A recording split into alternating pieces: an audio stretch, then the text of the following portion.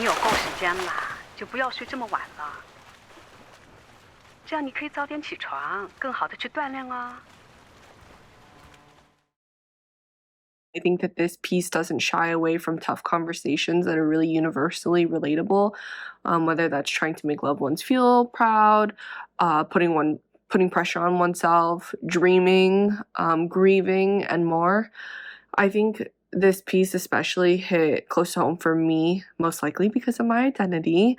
And throughout this short, it was really game changing to see an Asian male lead enforcing his boundaries. And I think one of the standout moments for me was the conversation between mother and son.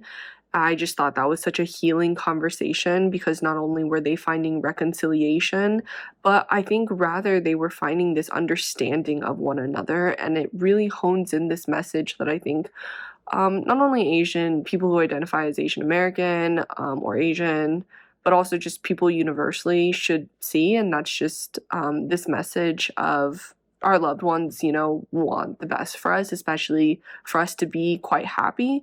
And for me, that takeaway was something that was like really meaningful and just a bridge between two people who are trying to understand each other and trying to love each other in the best ways that they can. A really strong emotional core and was quite effective in reflecting the implications of the trauma of the central character, given the excuse me, the death of his father and how it's connected to his now reticence or fear in terms of swimming and pursuing his own passions. And I thought that mixing that conceit with his relationship with his boyfriend and his mother, I thought created an interesting character profile for the central lead in terms of his personal development that really had I thought a strong emotional appeal, especially given the style of acting. I thought it was very naturalistic. And I thought the music really helped create a sense of mood to the piece, very meditative. And I thought all the moments with the water in particular are really sort of reflected the inner turmoil and sort of the process of him trying to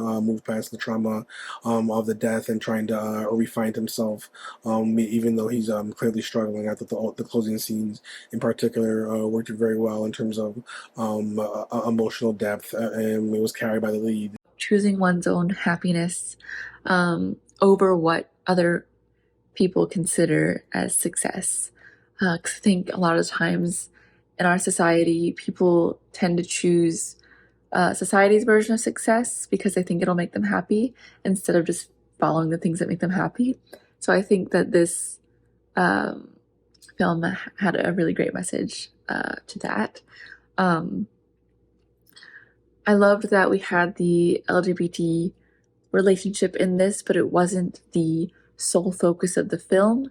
I feel like a lot of the times when there's an LGBTQ relationship in a film, it is the main focus and it's all about that relationship.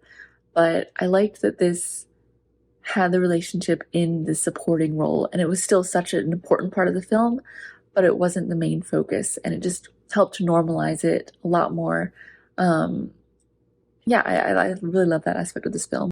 There is a good moment in the film that, although sad, he gets accidentally pushed into the pool, and that triggers the memory of losing his father in a drowning, and the audience now has caught up to his pain and the emotion of it all. The flashback was really well done. The moment where he's with his boyfriend and mom in her kitchen and she's prepared a wonderful meal for them, it just shows how loving her character was. And I really enjoyed that, just to see that she supported him. And when he has to come to her to tell her that he does not want to swim anymore, she is supportive. I enjoyed the character development for our main lead and intertwining of all the relationships between him and everyone else. I think there was a lot of good chemistry between the actors. I also liked the depictions of interracial same-sex couples. I think there's strong color correction with this film, especially during the flashbacks, on how washed out they look given that past feel. For example, in the last scene when he remembers swimming with his father as a kid. Grief, trauma, and expectations.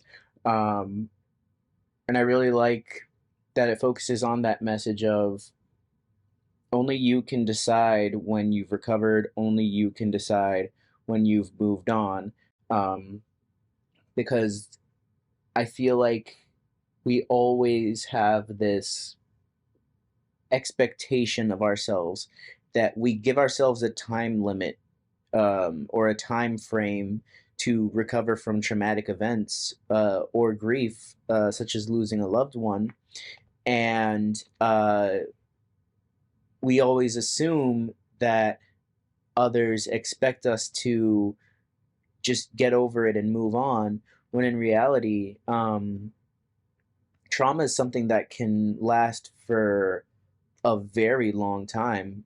We have no control over when the healing process is complete, but we do have control over what we do to recover along the journey.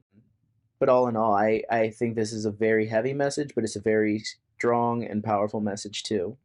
This is highly emotional and moving. It's a mystery why this character is afraid of the pool and in general swimming, and then we learn what fed his trauma.